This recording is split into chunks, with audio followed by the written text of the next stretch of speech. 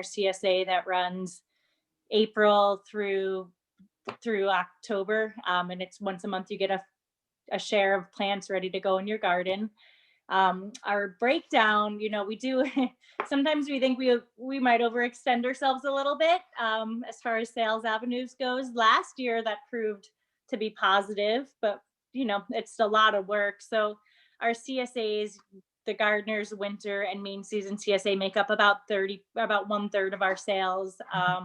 1/3 of our sales comes from farmers markets. We do Lake Oswego and Montevilla Farmers Market.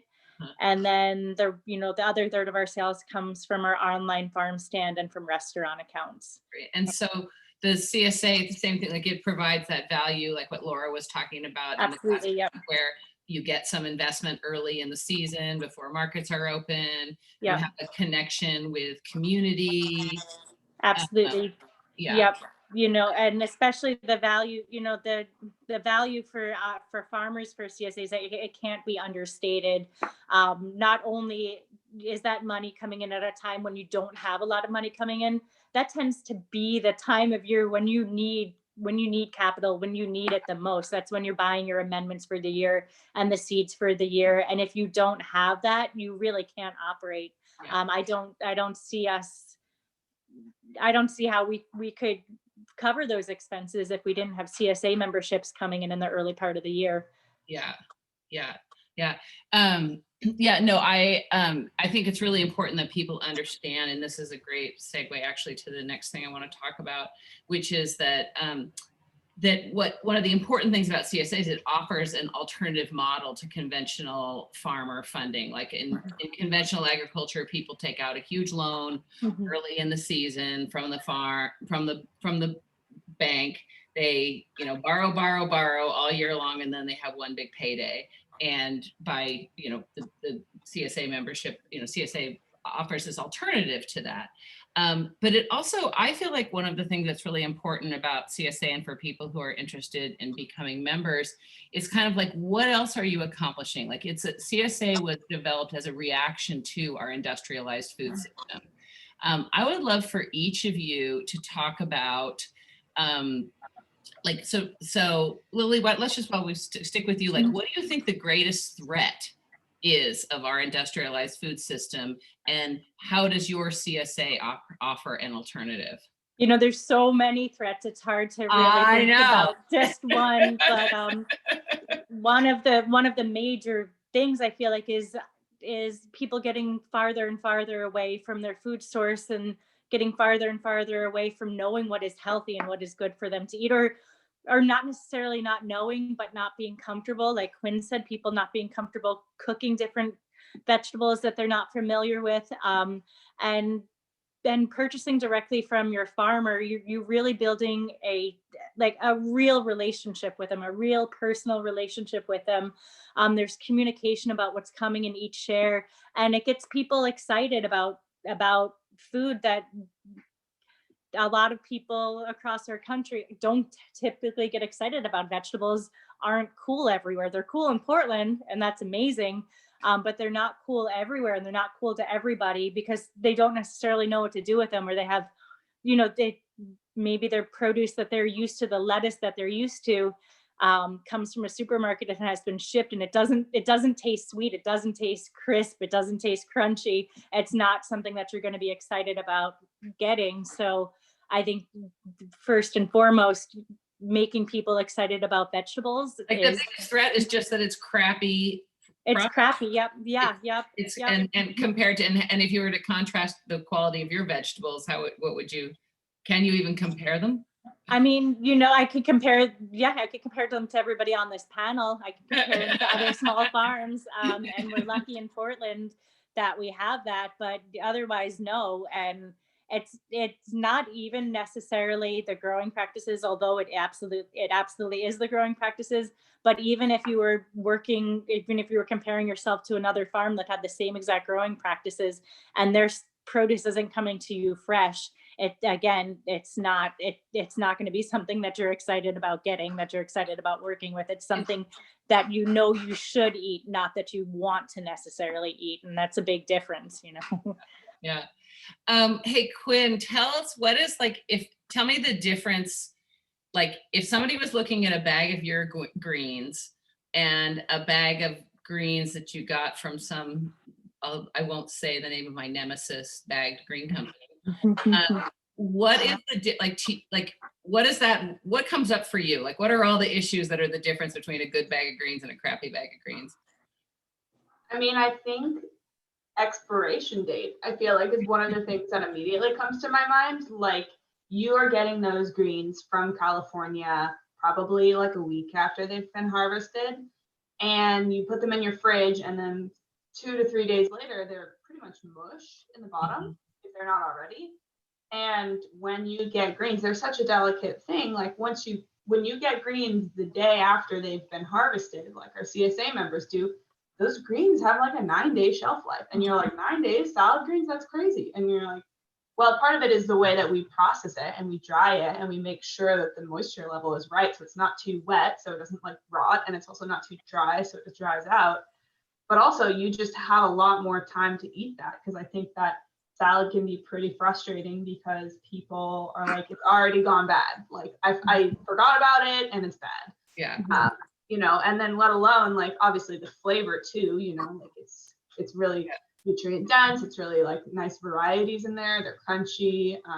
What about the systems that are producing those grains? Like think about like the soil quality between Salinas Valley and where you're growing your greens. Oh yeah, I mean it's totally different, right? Like we put down tons of compost. You'll see us out there with the broad fork. We do as like little tillage as we can. We're really lucky in that we don't have really deep root crops that we need to like really aerate the soil. Like lettuce has roots of like maybe that big, so you can just kind of like put it in there, and yeah, I mean we look at soil from like a really holistic view, knowing that whatever comes out of the dirt is a reflection of what that dirt is. And so that needs to be full of, microbes and little buggies and, like little critters that live in the ground, Yeah. It's so much more. I love that in one bag of greens, it's like so many more stories. It's so much more complex than just the single,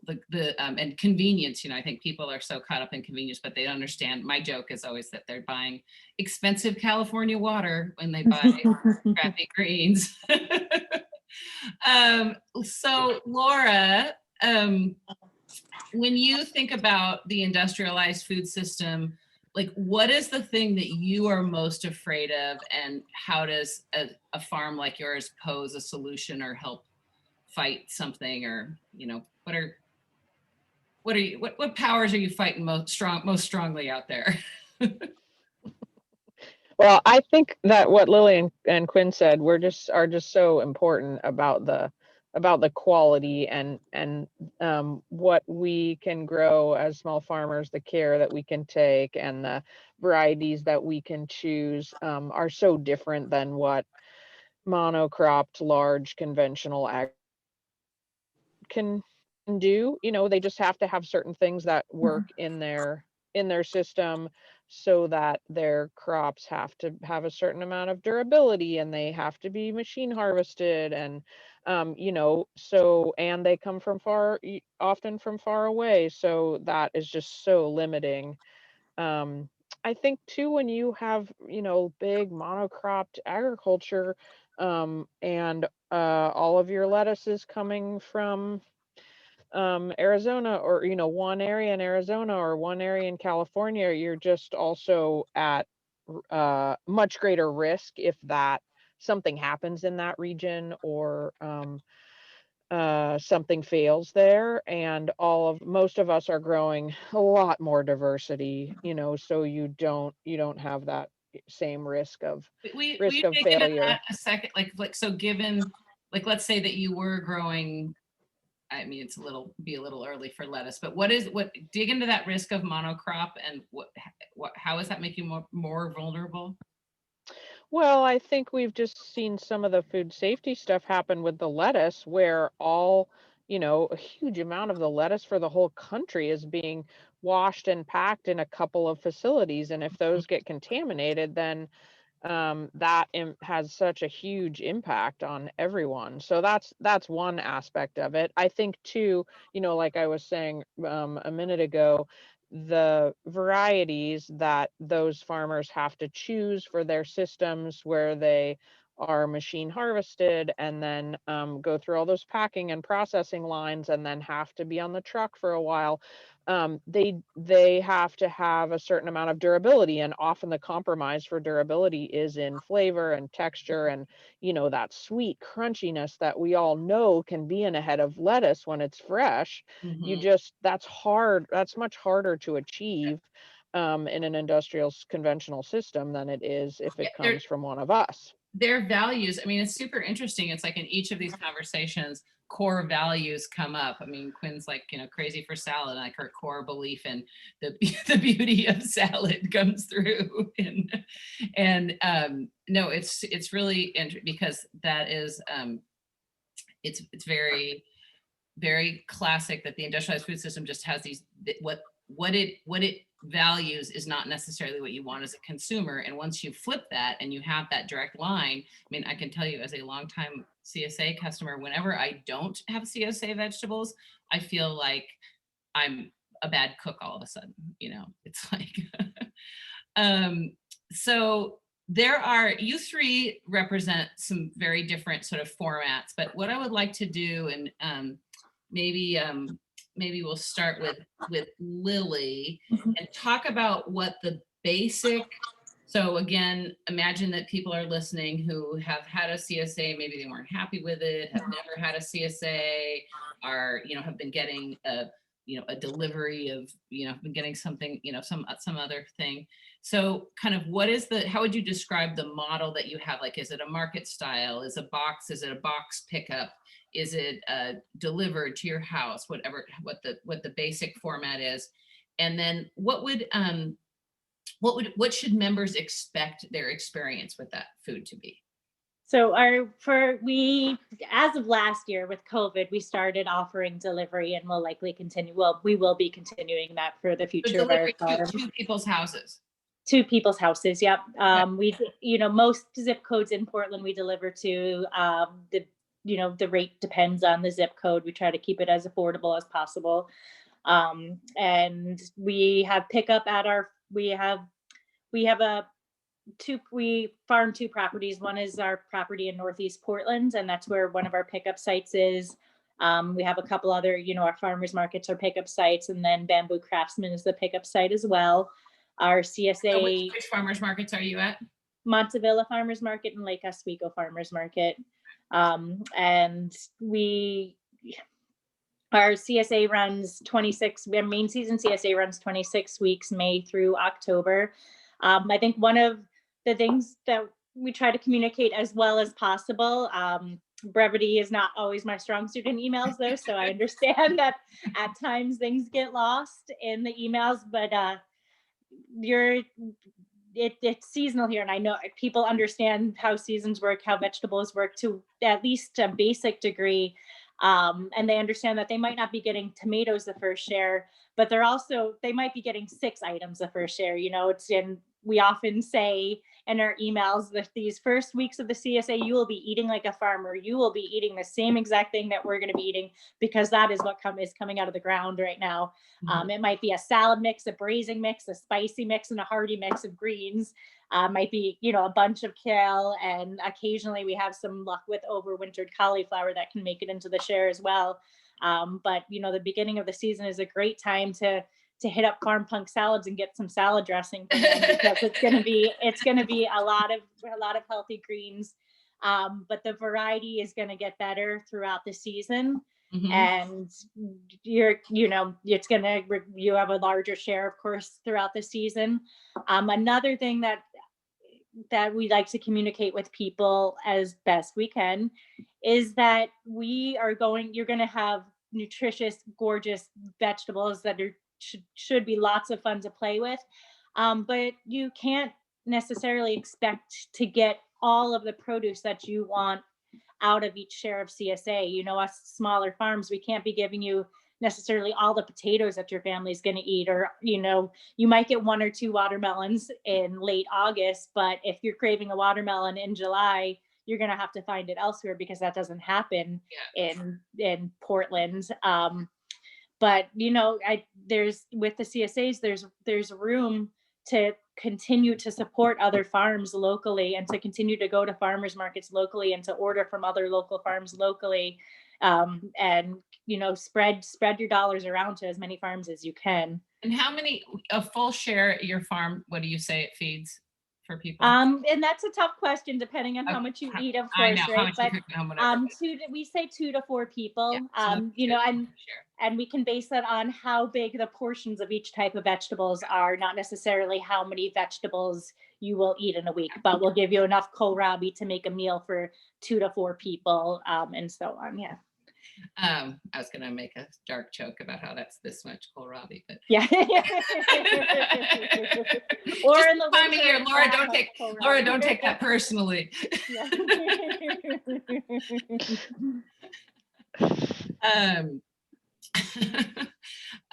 Okay, so so yours is a pretty, so that's sort of the box drop method. Yep. So if we contrast that to Quinn, what are the basic logistics of your setup? People join for a whole season? Do they order on a month-by-month basis? How does it work? We have 2 seasons, a spring and a summer, and it's like, so, or you can sign up for the full season and you get a discount, which is May through mid-October, late October. They're each 12-week seasons or a 24-week season in full. And we have 2 sizes. There's a small, which feeds like 1 to 2 people, or a medium, which is 3 to 4 people. We also have an option to choose bi-weekly dressing or weekly dressing, just depending on how much you use, or if you like to make your own dressings, or if you have other brands that you feel excited about, or if you just like very lightly dressed greens. So it's up to you to choose, you know, like I like drum. So it's greens and dressing. The program is greens and dressing. And then you get a head of lettuce or an auxiliary, like summer head of cabbage for coleslaw, or a little pak choys to cook, just like quick stir fry.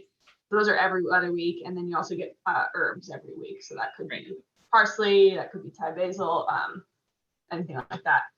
And everything is home delivered. Tell us about that. How are you delivering to every different location? We use Beeline. So they are a bicycle delivery company here in Portland. Wow. So everything is bike powered. So I know home delivery with driving is a lot of work, and it also can be hard to do and not the most sustainable way. So we use Beeline. And so that way that we as farmers, we drop it off at one location, and then from there they go out on electric tricycles. Beeline also is who delivers our dressing to New Seasons and Market Choice.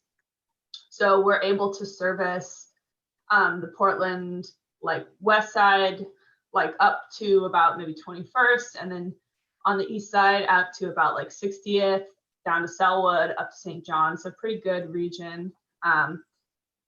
And that's just a weekly charge that's included into the price of the CSA.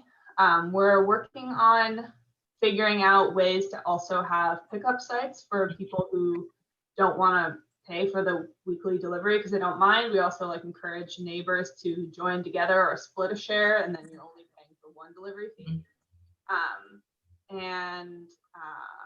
That's great. Yeah. And I'm assuming both you guys, and this is all for people who really want to get into the details. We'll have some questions for some time for question and answer, but also your websites, I'm sure, explain it all.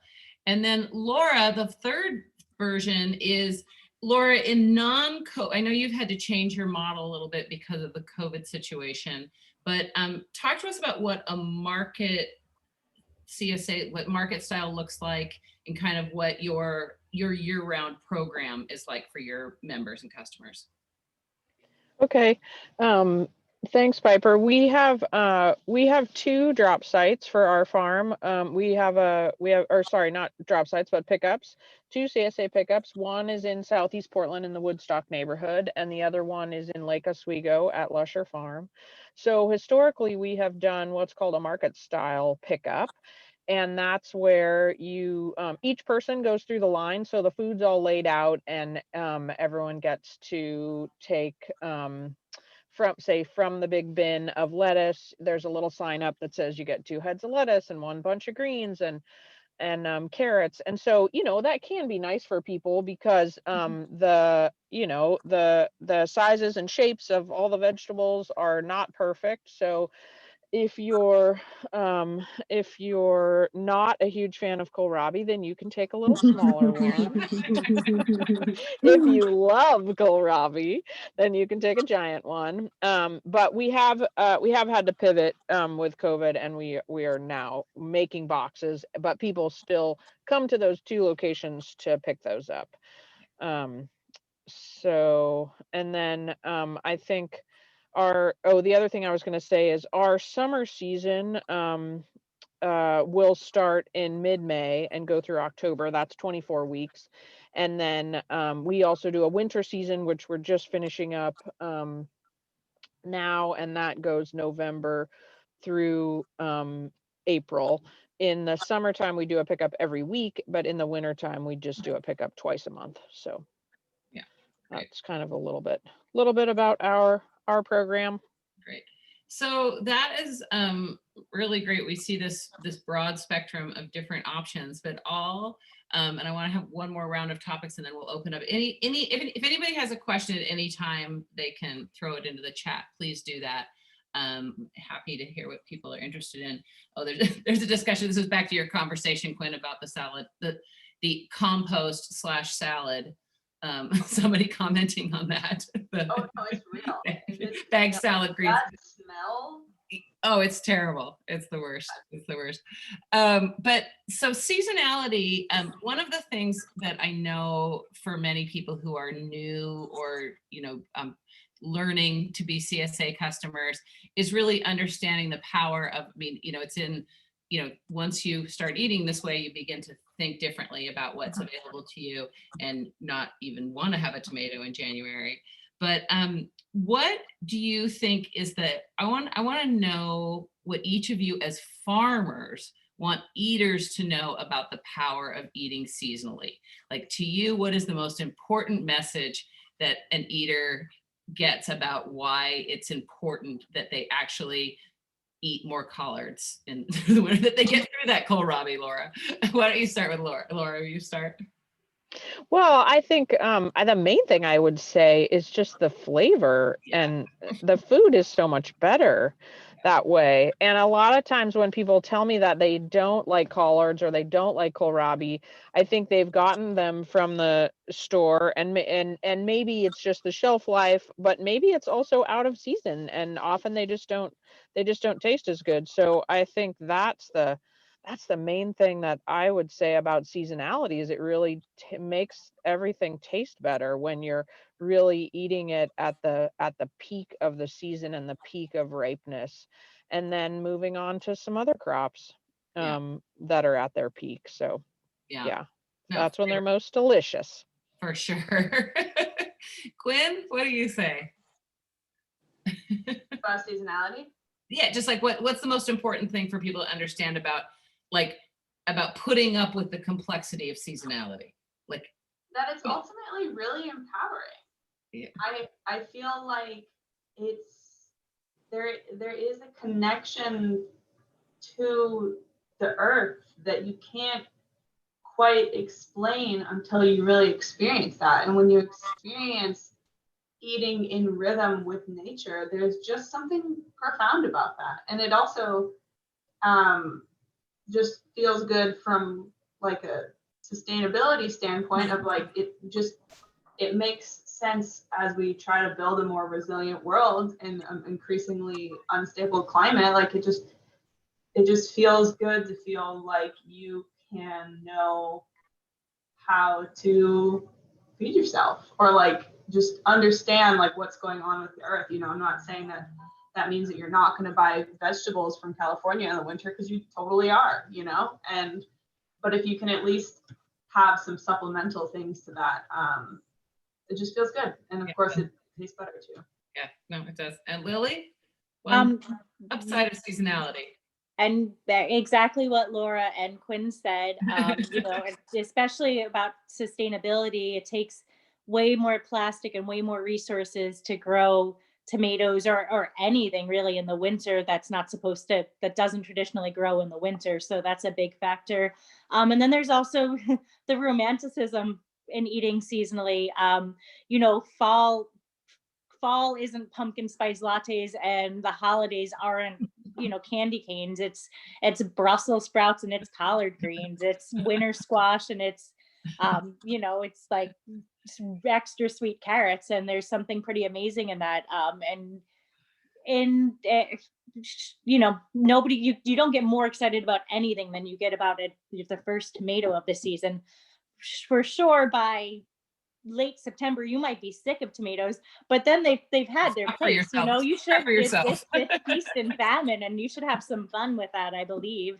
And by January, you could start dreaming about tomatoes again, and by late July, August, that's the most amazing thing you've had. And it's, I've even heard from a strawberry farmer. He's like, of course I love strawberries.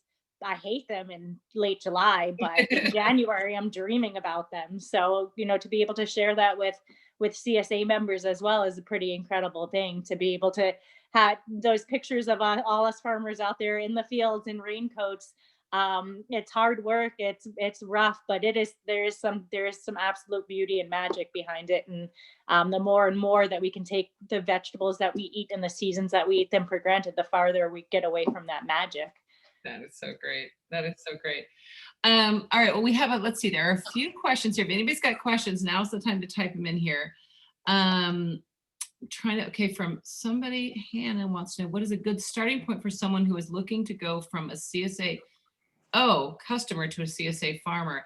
Hannah, what I'm going to say is that you should reach out to Holly, our executive director, who is full of good resources for farmers. Of course, like all great food events, farmers listen and eaters don't. Any other questions? Holly, would you like me to open it up to the to unmute the attendees so they can ask questions? Yeah, I would love that. Let me see if I can figure that out.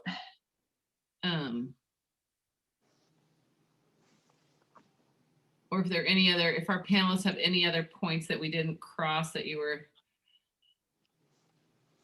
I think just one thing to say, I think that not every CSA is right for every person. And if you have a CSA that's not right for you, don't give up on CSAs. Exactly. I'm sure that there's something out there for you, and that there's a large variety of CSAs too. You can get fish, you can get eggs, you can get dairy, we're all primarily vegetable farmers here, but vegetables are not the only CSAs out there. Yeah. And that is a great way to still support farmers, because farmers is a very broad category. No, and exactly, you're so right. Depending on how often you cook at home, what kind of eater you are, whether you're, I'm a firm believer in that. Sure. Piper, were you going to talk a little bit about the PACSAC or the CSA website as well, just as a resource for people? Yeah, I get actually, Holly, do you feel like jumping in and talking? I do not know it as much about I sure can. This is a pretty exciting year for us because we just launched a new website. Holly, turn on your camera so we can see you. Oh, really? Okay. Yeah, come on. This is our executive director, Holly. She's making it all happen. There we go. Hi, everyone. Sorry, I've got a really lousy webcam. It's an exciting year for us because we rebranded this year. We were founded as the Portland Area CSA Coalition, and the truth is we work with farms all over Oregon and Washington. So we're now the Pacific Northwest CSA Coalition. And as part of that transition, we just launched a new website in January, and the website has a map on it, and it's got a lot of search attributes. So if you are looking for a CSA farm, the best thing you can do is go into the website, click on the Find a Farm button, and then you can select what you want, and try to search for a farm that meets your needs. I also would like to offer that that's something that our organization does. Like if the map isn't working for you, or you would like more farms that maybe haven't made it to the map yet, just send us an email. You know, you can contact us from the website and we can help. You know, we'll ask you things like, how often do you cook with vegetables? Do you want a place that does home delivery? Would you like a farm that accepts SNAP EBT for payment? And so we can match you specifically with farms that are best suited to you, because we really want you to have a good CSA relationship. And along those same lines, I just want to tell people that it's really common for people to change farms. Like that happens all the time. So don't feel like if it's not working out the first time, you know, that CSA just doesn't work for you. Like there are ways of finding a good relationship with the CSA program, depending on the size, the share, the frequency, and whatever attributes you're looking for. Thank you. I want to give our panelists one last opportunity to say anything. And if not, thank them for giving up their valuable time and enduring more Zoom time. But I think when it's interesting and we keep it under an hour, it works. So thank you so much. This was a really great conversation. People who are listening, join us tomorrow for a cooking demonstration. All week long, you can go to our Instagram page or to the website and it will describe what's going on. Also, those amazing tote bags, totes. So $50 gets you a great tote bag, $100 gets you a tote bag full of really good stuff. And you can just say totes. Who doesn't want to say that? I know. Yes, and the tote bags have our brand new logo on it, so they're gorgeous. Yes, they're totally up to date. Yeah, so thank you everybody, and tuck in and enjoy this lovely winter evening. Thank you. Thanks, Good you night, guys. everyone. Bye. Thank Bye. All right, bye-bye.